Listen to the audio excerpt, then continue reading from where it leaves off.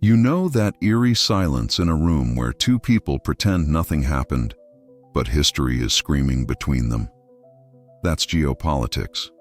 And today, we're stepping into its most haunted room, the narrative battlefield, deconstructing good versus evil in the Ukraine-Russia war. Episode 2, the geopolitical chessboard, power plays, and history. The Cold War's shadow, the communist ghost. In Episode 1, we explored the emotional and philosophical roots of the Ukraine-Russia war. Now we widen the lens to decades past. From 1947 to 1991, the Cold War pitted the capitalist West against the communist East. But it wasn't just about systems. It became a story: democracy versus tyranny, freedom versus control. And for Americans, Russia's role as the antagonist didn't start in 2022. It was cast generations ago. Even now, long after the Soviet Union's collapse, that Cold War lens shapes how Russia is perceived. The idea of Russia as an authoritarian threat remains embedded in the Western psyche, a communist ghost that still haunts inside Russia, a legacy of power and loss. But step inside Russia, and the view shifts. To many Russians, the Soviet sign under collapse wasn't liberation, it was humiliation. Economic stability vanished. Global respect dwindled. Polls show widespread nostalgia. And when Putin called the USSR's fall the greatest geopolitical catastrophe of the century, he wasn't just mourning the past, he was signaling a mission. NATO expansion, a disputed factor realist view. Realists argue NATO's eastward expansion was a strategic miscalculation, a provocation rather than protection. John Mearsheimer and others point to a security dilemma. When one side boosts its defenses, the other sees a threat. From Moscow's viewpoint, NATO moving closer, especially into Ukraine, felt like an existential squeeze. This theory reframes the war not as random aggression, but a brutal move born from geopolitical logic. Liberals focus on ideology. Ukraine's push toward democracy wasn't just political, it was symbolic. It threatened authoritarian regimes by showing democracy could flourish next door. In this lens, the war becomes a fight for values, liberty against authoritarianism. Supporting Ukraine is framed as not just strategic, but a moral imperative. Constructivist view. Constructivism adds another layer: identity.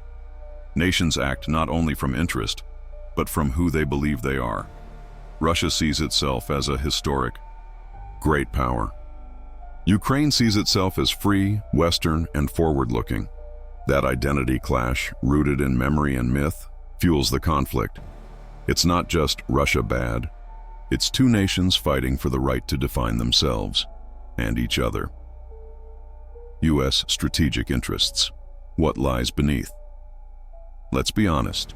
Yes, democracy matters, but so does dominance. Since the Cold War, U.S. policy has followed one core rule: no rivals. Democracy promotion is real, but it also serves. It inspires the public, justifies interventions, blurs the line between morals and moves. Some say Ukraine isn't just fighting for itself, it's also fighting on America's geopolitical chessboard, global opinion, a divided worldview. Here's where it gets more complex. In the West, Russia is widely seen as the villain. But in Asia, Africa, Latin America, not so much.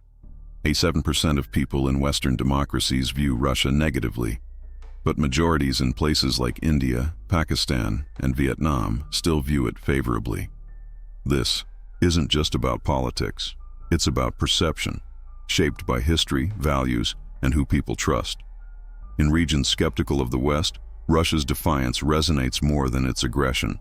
Even in the West, opinions are shifting.